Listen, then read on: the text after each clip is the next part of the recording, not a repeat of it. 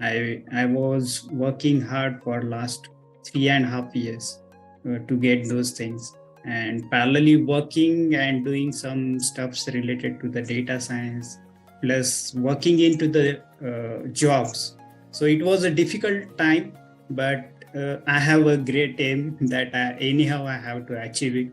So, and with the guidance of the people like you, Nitin and Sharat, in a sense, I was working with the project. I was leading the people of almost 15, 20 people. I was handling. So handling them, handling their doubts, making their mindset towards the project, how it is going and what is the aim, what we have to achieve, what is the requirement, all those in terms of business understanding, what we can deliver to our customers or client, taking the inputs and making the people understand what is the requirement. So those things I learned in the projects, and the explainability for the project, what we require, how we can achieve those things, how we will arrange the resources for those things.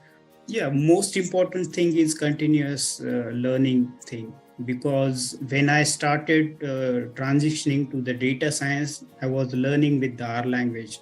Now most of the companies, I think only Accenture is working with the R language kind of projects, but rest of the companies are not working with R. Everyone is moved to this Python.